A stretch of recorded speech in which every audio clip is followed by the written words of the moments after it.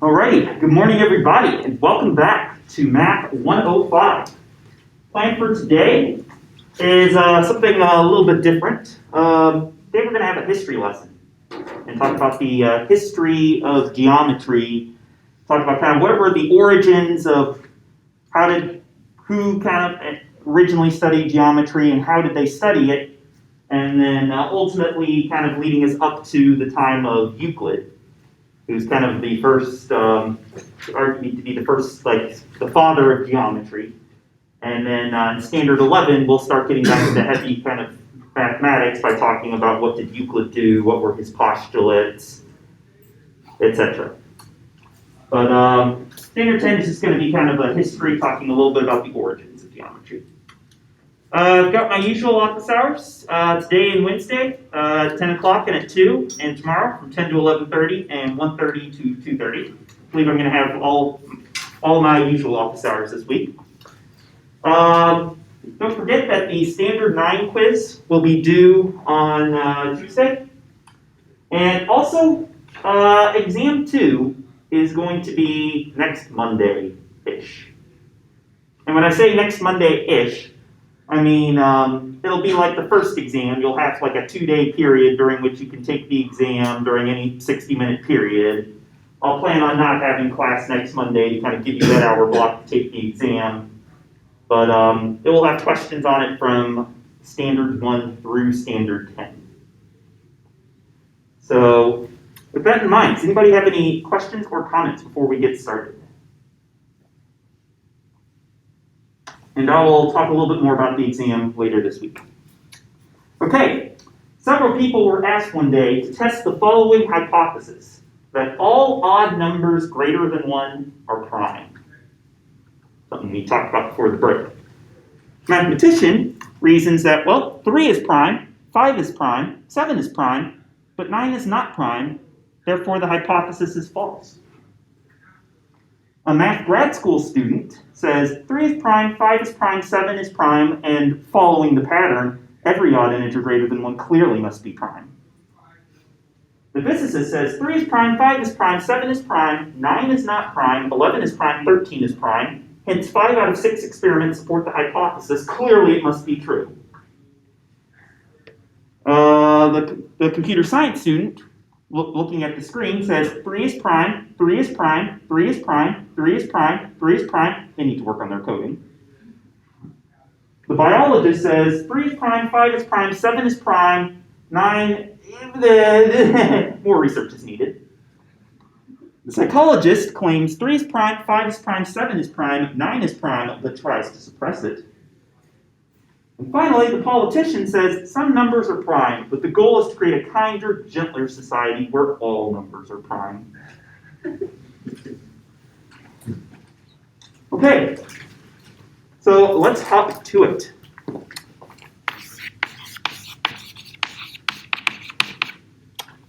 So, start off, I wanted to talk a little bit about the etiology of the word geometry, kind of where does the word geometry come from. And it turns out that the geo in geometry is Greek for land. Sort of like the same geo that you would see in geology. Metry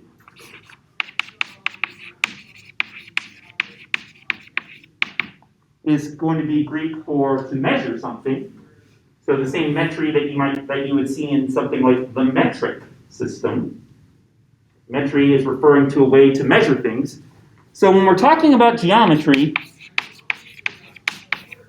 it's actually the Greek has kind of the, if you translate it into Greek, it would be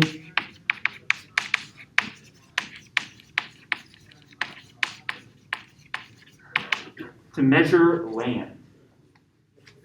And it turns out that kind of the earliest known instances of people looking at and caring about the study of geometry, the study of kind of shapes and figures, was for actually being able to measure out parcels of land. Now, I'm going to be honest with all of you. I never taught a class like this before. I'm not used to teaching a history class sort of thing. And so you should feel free to stop me at any point, but I'm going to kind of make notes and write things on the board, and we'll have discussions at some point about some mathematical implications. But this is going to be a little bit of an unusual class for me to sort of teach as a history sort of class. So definitely let me know if you want me to talk about anything more. Feel free to stop me at any point.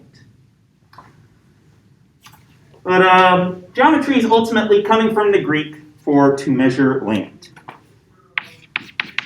And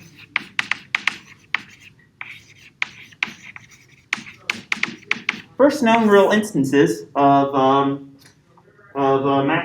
anyone studying geometry at all would come from the time of the ancient Egyptians, where the ancient Egyptians ultimately used geometry as was a method that was used at first by land surveyors to kind of parcel out plots of land, to be able to see, oh, I want you to have you have earned a plot of land that is so many, I'm going to say acres. They didn't use the word acres.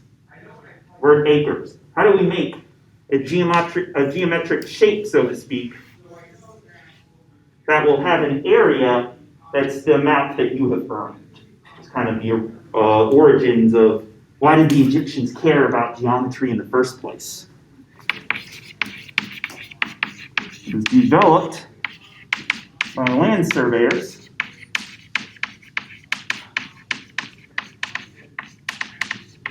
to find areas for assigning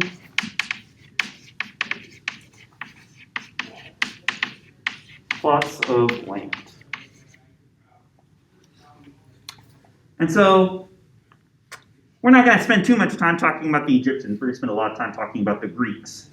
But ultimately, kind of one of the cornerstones to how the Egyptians studied geometry is that the system that they came up with was entirely practical. They didn't care about geometry for geometry's own sake. The ancient Egyptians, they cared about geometry as a means to solve real-world problems, assigning plots of land. And so, I would say that Egyptian geometry is designed only for practical purposes.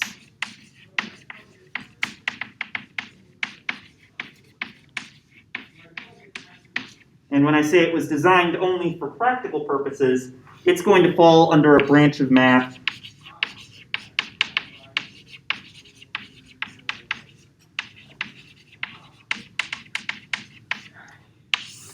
that I would call applied mathematics. Basically, the math of the branch of math in which you're using math to solve real-world problems, rather than the branch of math where you're studying math because math is cool and awesome and fun in its own sake. And so these ancient Egyptians, I would say, didn't care at all about math being cool. They only cared about math being useful. Their laws. So ultimately, I would say that Egyptian geometry ended up just being a bunch of different rules of calculation.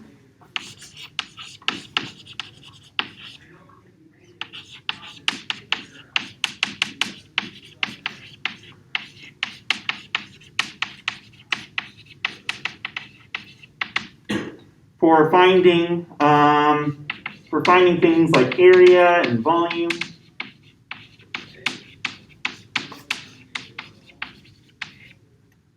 And it was a secret of the priests, of the Egyptian priest class.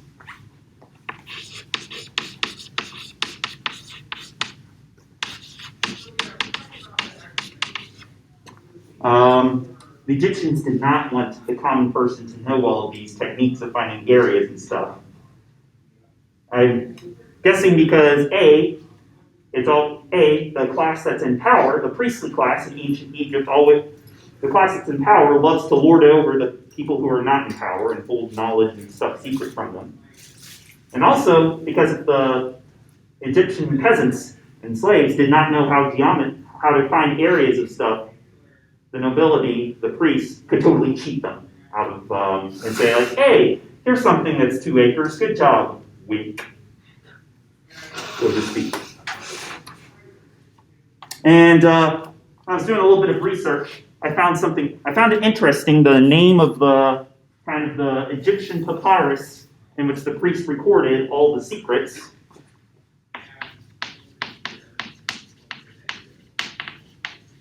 Turns out the document where the scroll of papyrus where the Egyptians recorded kind of all of their geometric formulas was called Direction for Obtaining Knowledge.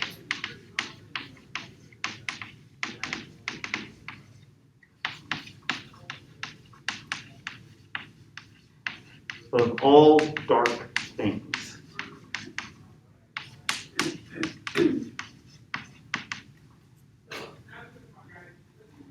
Which feels bizarre to me. Why would you name a document where you're talking about how to find areas and volumes and such, the direction for obtaining knowledge of all dark things? But that's, it turns out, what it was.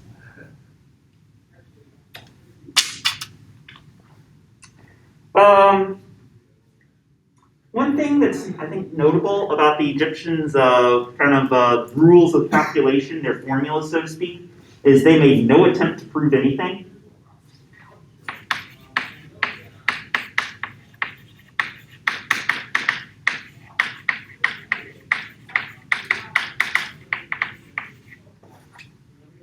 They didn't, because proving things, that's kind of would fall into the category of pure math, like understanding math and having a nice, beautiful system of logic built in. The Egyptians are just like, we have formulas. We like them because they seem to work. We found these experimentally rather than by proving anything or deriving anything. And turns out that became a problem for them because some of their formulas were correct and some of their formulas were horribly wrong. So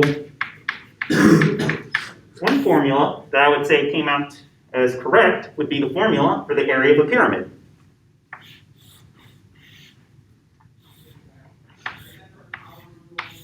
So let's say we have a square pyramid where the base is a square of side length s,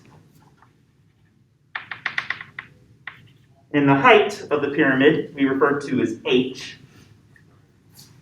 The Egyptians were able to surmise that the volume of this pyramid would have to be 1/3 h times s squared. That was a formula that the ancient Egyptians were able to find experimentally, just from noticing that, this seems to be about the volume we're getting in terms of when we're building these small pyramid structures. It turns out that this is about the amount of material that we've needed to use. And so this actually was later proven by Euclid to be a correct formula for the volume of the pyramid of the square base. 1/3 times the height times the area of the square base, s squared. And knowing what this formula was actually allowed the ancient Egyptians to construct the pyramids in a way that allowed them to know how much material are they going to need in order to be able to construct these behemoths of structures.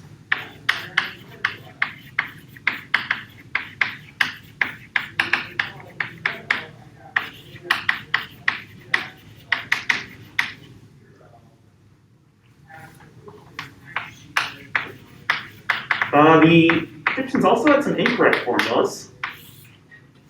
And as just an example, they thought that the area of a circle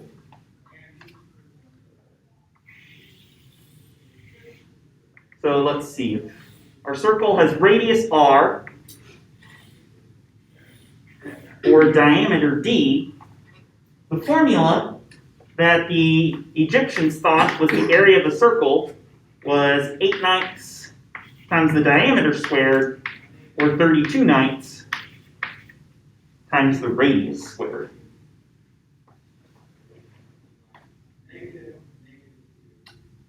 Anybody remember what the area of the circle should actually be? Yeah, it turns out to be pi r squared, this horribly nasty number pi, 3.14159 blah blah blah, times the radius squared. Actual area is pi r squared, and which is about 3.14 times the radius squared. Squigglies here mean approximately equal to, because pi is pretty close to being 3.14. It isn't exactly that, but it's close to it. According to the ancient Egyptians, they thought the area of a circle was actually about 3.555 r squared. So the actual area of a circle is about 3.14 times the radius squared. The Egyptians did get it correct that knowing the radius of the circle or the diameter of a circle could tell you some good, valuable information about the whole actual circle. But they kind of totally butchered the constant out in front. Thought it was about 3.5. And it's interesting the kind of where this idea of 32/9 r squared or 8/9 times the diameter squared, we think that the formula comes from looking at a process like this. We think that it comes from trying to use individual little squares to try and approximate what the area of the circle came out to be. So we think what the ancient Egyptians did was to take a circle and build sort of a grid around it. To draw a square around the circle and then split that square up into 9 equally sized regions.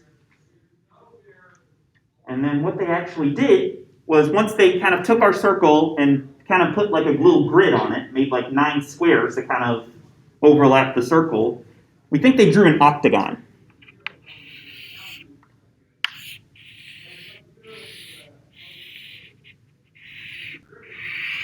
And said the area of this circle should be pretty close to the area of this octagon that we just drew.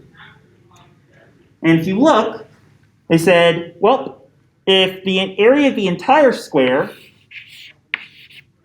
is going to be just the diameter squared, because the width/length of the entire circle is just going to be the diameter, or the square. The width and height of the square is just going to be the diameter of the circle. We basically think that the Egyptians said, well, this is going to be 1/9 of the entire circle. This is going to be 1/9 of the entire circle. This is going to be 1/9 of the entire circle. This is going to be 1/9 of the entire circle. This area is going to be 1/9 of the entire circle. And then these 4 other triangles are each going to be half of a 9th. So this will be 1/2 times d squared over 9. This will be 1/2 of d squared over 9. This will be 1/2 of d squared over 9. This will be 1/2 of d squared over 9. And then when you add together the areas of all the pieces of the octagon, we end up with 1, 2, 3, 4, 5/9 of the diameter squared. 6/9 of the diameter squared. Adding those top 2 then will give you 7/9 of the diameter squared.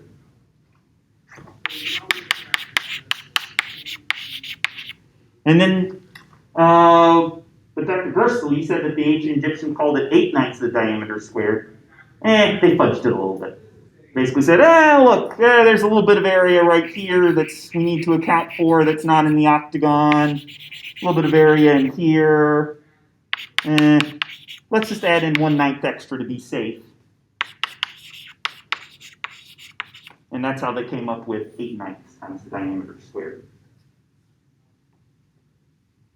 Totally wrong. That gives you about that gives you an area that's actually a lot bigger than the actual area of a circle, which we now know to be pi r squared.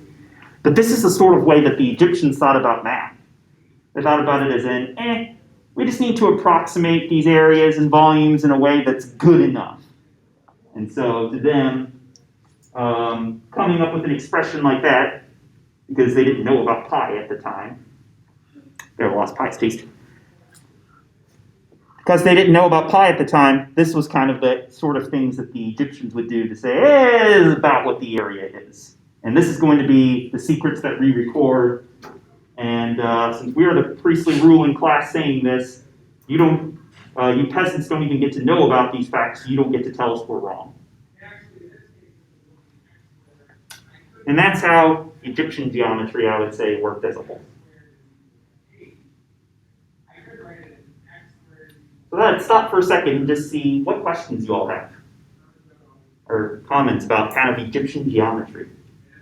Because this is going to be a theme that we're going to see later on, is societies coming up with rules of geometry as a way of just doing it as a means to an end, looking at how can I use geometry to solve these real world problems of finding volumes and areas of various shapes. Any questions or such before we move on? Okay. So if we go to the next page, we'll talk a little bit about geometry from some other societies, Babylonian, Hindu, and Chinese geometry.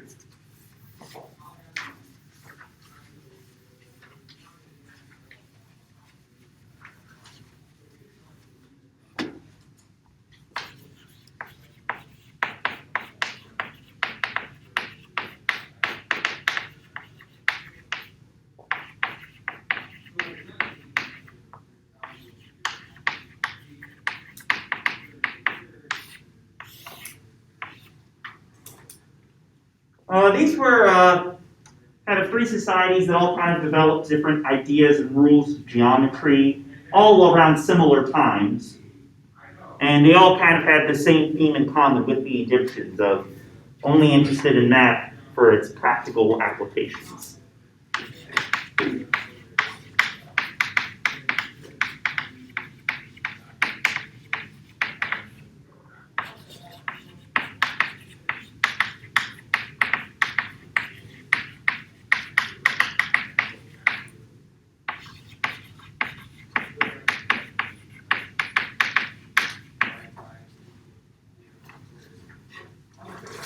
For assigning things like areas and volumes to things that these societies, I would say, ultimately cared about.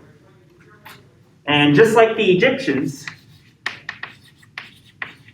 they did not try to prove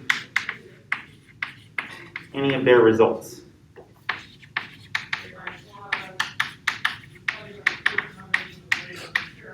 Instead, these were all just kind of formulas that they came up with experimentally.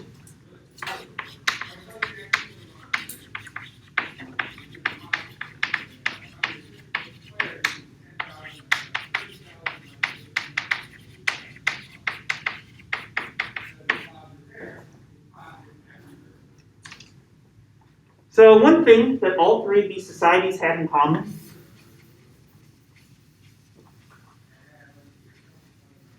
was the Pythagorean theorem. They all knew how to find the area, or they all knew about how to find sides of a right triangle.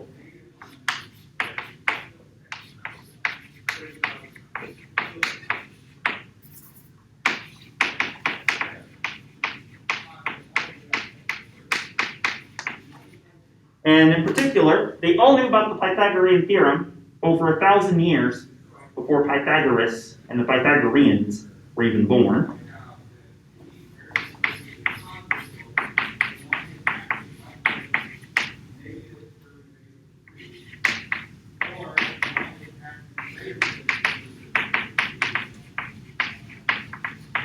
So they all knew that if you have a right triangle like this, and if the three side lengths are named A, B, and C, where C is the length of the hypotenuse, all of the Babylonians, the Hindus, and the Chinese, I wouldn't call them mathematicians, but the people studying geometry knew that A squared plus B squared had to be equal to C squared.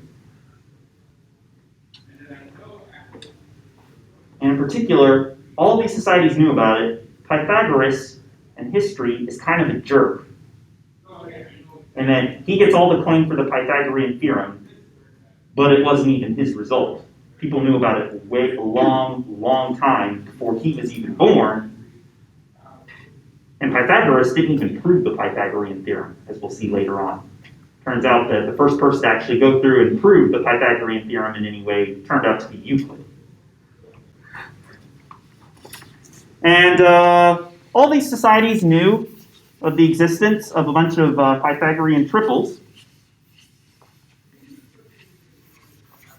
So they knew that, for instance, if you were to take 5 squared plus 12 squared,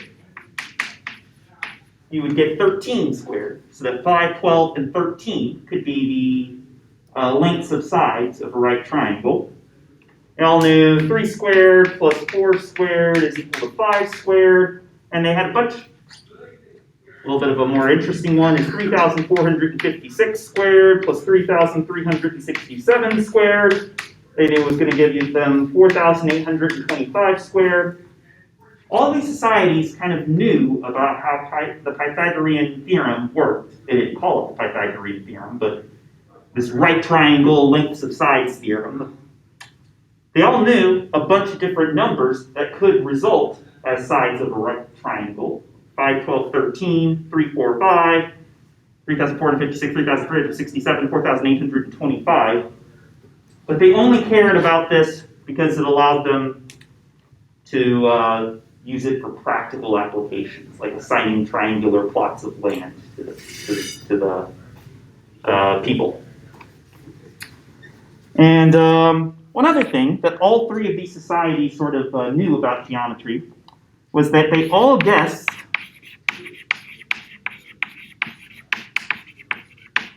that the ratio of the circumference of a circle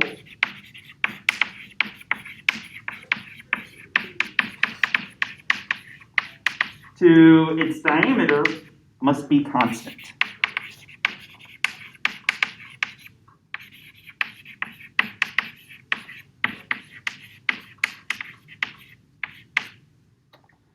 In other words, they knew that if you have a circle whose diameter is length d and whose circumference we can refer to as c, they all knew that if they took c divided by d for any circle, any two circles will always come out to the same number.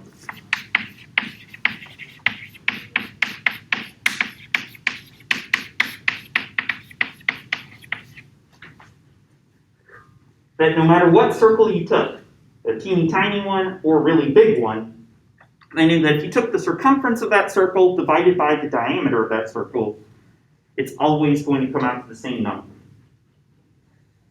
The problem is, none of these societies actually knew what this number was.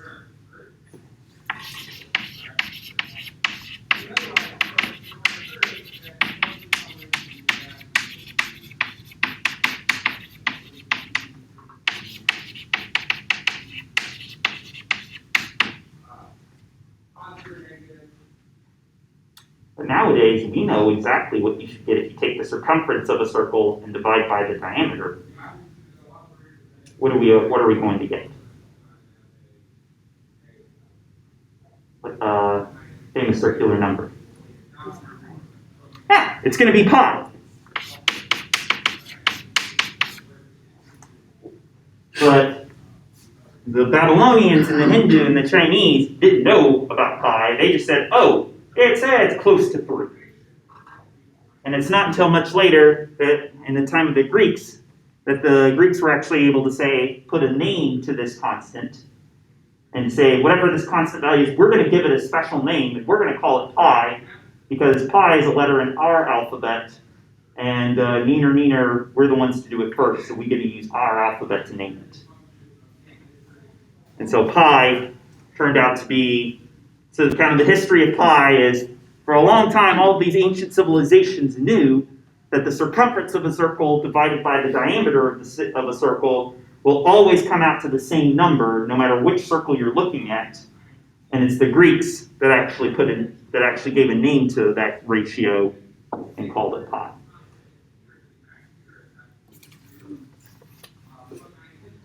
And so each of these three societies knew a little bit about differences between kind of different types of geometry of circles, geometry of triangles. They all knew, or at least think they knew, some different facts about all these different types of shapes. There were some differences in that the Chinese and the Babylonians did more with circular geometry, whereas ancient Hindu civilization cared more about straight line type shapes.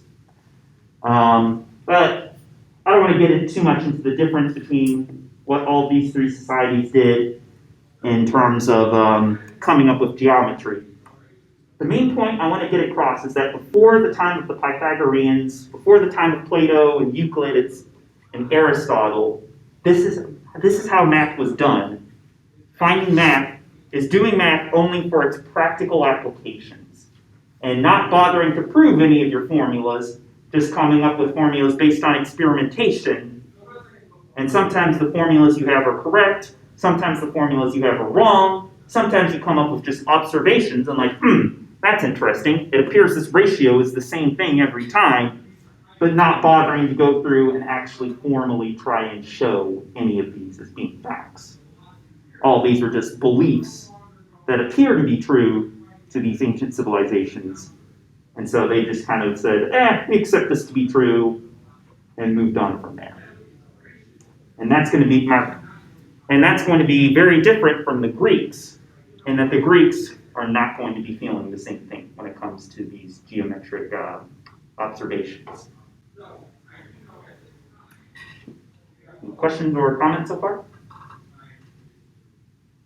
Oh, we're being a quiet bunch today. It's almost as if it's 8 a.m. post-fall break.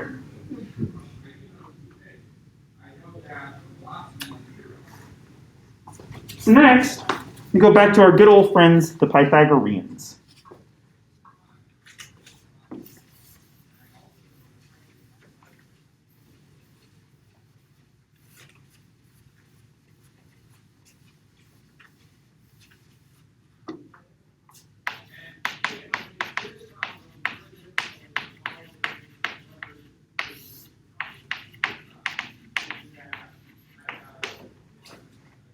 So if you remember, we saw the Pythagoreans back in Standard 9. They were the group that kind of worshipped the counting numbers, the natural numbers, led by Pythagoras. And they're the ones who supposedly killed the guy who dared to say that square root of 2 is irrational. Who said that square root of 2 can't be written as a fraction of counting numbers. And I want to talk a little bit more about the Pythagoreans because as silly as they were, fun fact, Pythagoreans had strict dietary habits, and one thing they did not allow you to eat anything that caused flatulence, because flatulence to them was an abomination, just like square root of 2. But ultimately, I'd say the Pythagoreans were not just a group of mathematicians. They were a sect of spiritual seekers.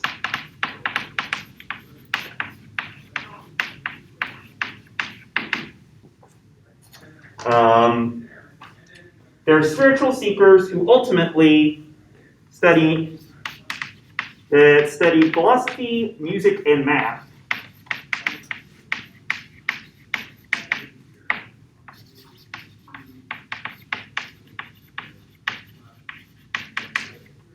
As a means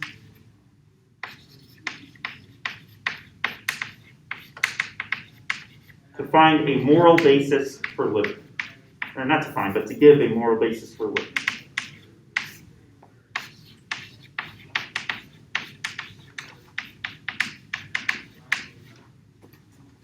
In other words, they were a group who thought that by studying certain things as part of their sort of sect of spiritual seekers, that by studying philosophy, studying math, and studying music, they thought that by studying these things, they would come to understand how to live morally And as Plato would later put it, studying these things led to an understanding of the good.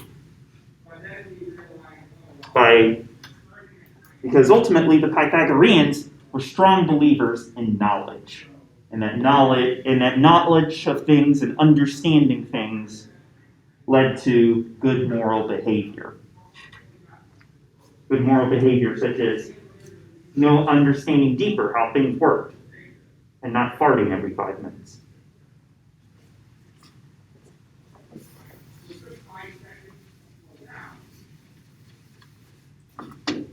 As I mentioned before, I didn't mention this actually. They had a motto, which is all is number.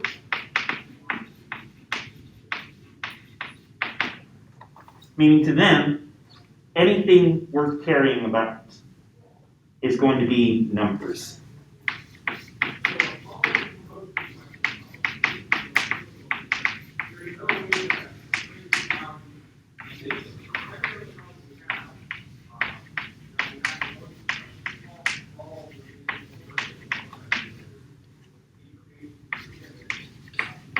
And when they said numbers, they specifically meant the counting numbers. 1, 2, 3, 4, 5, etc.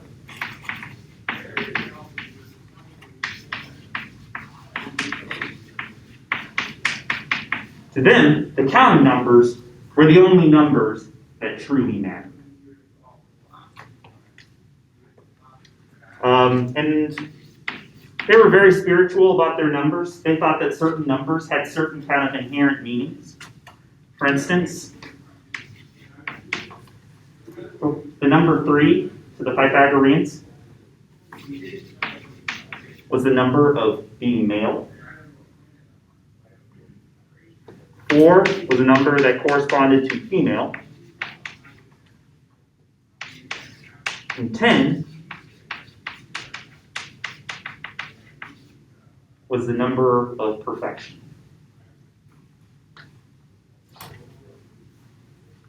Ultimately, 10 was the number of perfection because of the 10 celestial bodies that the Pythagoreans knew of at that time. The Earth, the Sun, the Moon, 6 other planets, and the central fire, which is a mysterious source of fire that lay behind the Sun, that the Sun was hiding. So to them, they knew thought they knew of 10 different celestial bodies, and so to them, the number 10 somehow corresponded to perfection. This idea that this number 10 is a good number, it's a holy number, it is a number that to them represents perfection in some way. And no, that doesn't mean, for instance, if you take 2 males and a female, that makes perfection because 2 times 3 plus 4 is 10. They didn't necessarily talk about like how adding or subtracting variations of these numbers led to ideas of perfection. But each number individually on its own had this notion of something built into it for a lot of different numbers.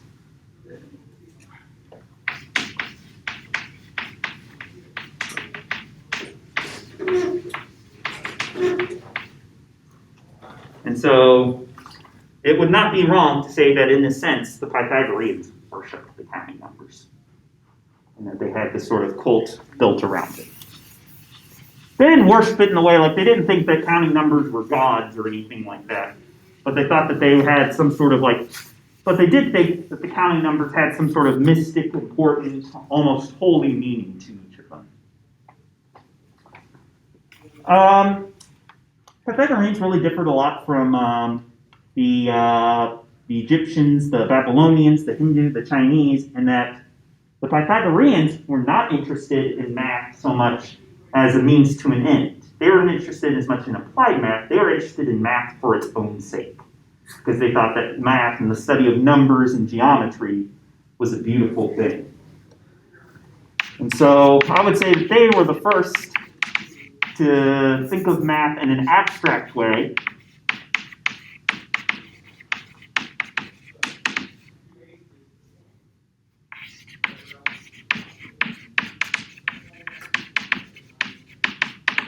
which is considering math for its own sake and beauty.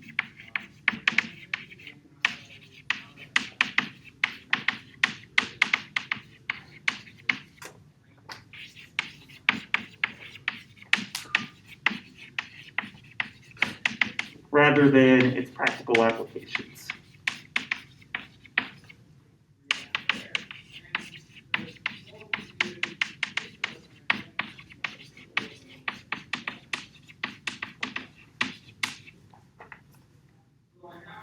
And we call this way of thinking about math, in which we're interested in math for its own beauty and for its own sake, we call it pure mathematics, as opposed to applied mathematics. So, in calling this pure mathematics, it's not the way the Pythagoreans would mean it, that math that was used for applied applications, they would think of that as being impure, dirty mathematics, like lesser mathematics than the sort of worshipping of the counting numbers that the Pythagoreans were interested in. Nowadays, we still use the terms pure and applied mathematics to refer to kind of different ways of thinking of math. In fact, even at Hillsdale, we have two separate math majors, a pure mathematics major and an applied mathematics major that take a lot of the same classes, but then once you get to the 300 and 400 level classes, kind of branch off, and the applied math majors take more sort of application-focused classes, where the pure math majors go on to take more beauty, ooh, and ah, sort of marvel at how awesome math is sort of classes. I'm a pure mathematician at heart. But nowadays, no one really thinks that pure or applied math is better than the other one. But to the Pythagoreans, studying math for its own sake and beauty was way cool, was much better. It was far more pure, less dirty than studying the sort of applied mathematics of previous civilizations.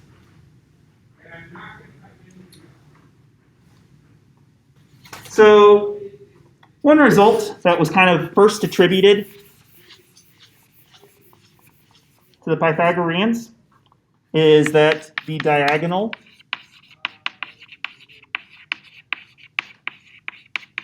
of a square is incommensurable with the side.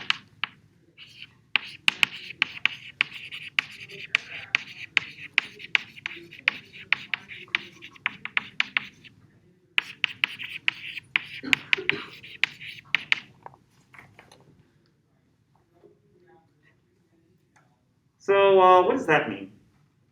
Well, what it means to say that the diagonal of a square is incommensurable with the side is that if you were to take a square, and let's say the side of a square has length s, and then the diagonal has length d, what this result means is that it's impossible for d and s to be counting numbers at the same time.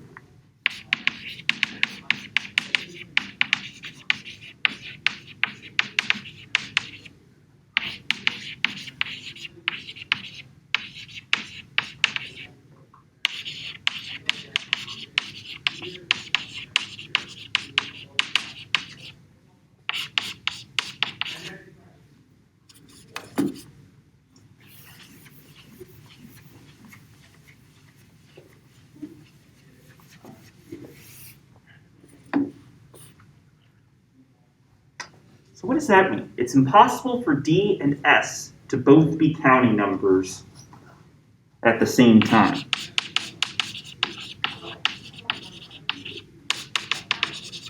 So what that really means is no matter what your system of measurement is, whether you're trying to measure a square where s is being measured in feet or yards or inches or centimeters, if you have some unit of measurement for which the side length of your square is a counting number, like if you have, say, inches, let's say this square is 10 inches on each side, the diagonal of that square can't possibly be a counting number of inches. No matter what your s is, if s is a counting number, d cannot be a counting number, and vice versa. You notice this is actually something sneaky that we've seen before. How have we seen this before? Well, we divide all of our side.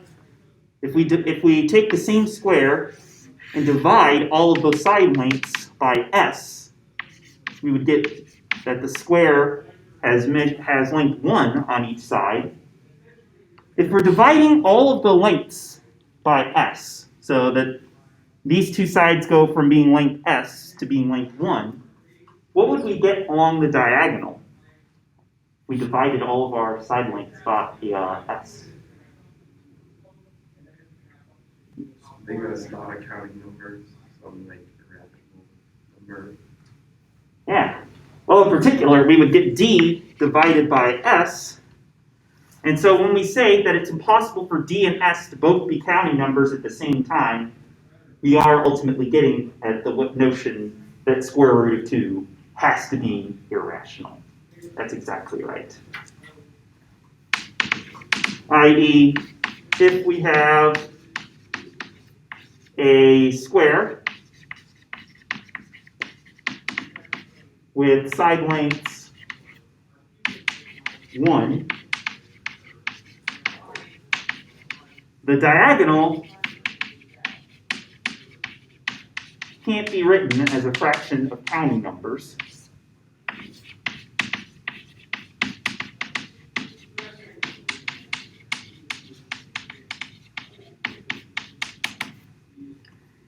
Which is logically equivalent to what we proved back in Standard 9 of saying square root of 2 is irrational.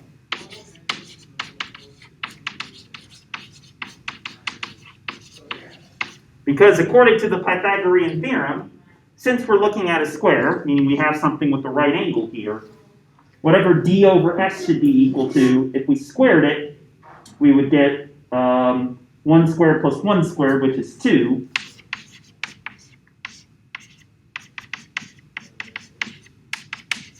And so the diagonal over the side length would have to then be square root of 2 algebraically. And so this kind of says something about the way that the Pythagoreans operated. When someone proposed to them, oh hey, square root of 2 is irrational, they killed the guy, saying, how dare you besmirch our beloved counting numbers. But then later on, they kind of took this guy's claim, wrote it as a geometric statement. The diagonal of a square is incommensurable with the side, and then took credit for it themselves. Said, oh yeah, we came up with this. This is our result.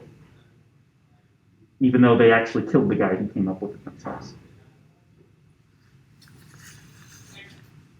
Any questions or comments about the way the Pythagoreans operate?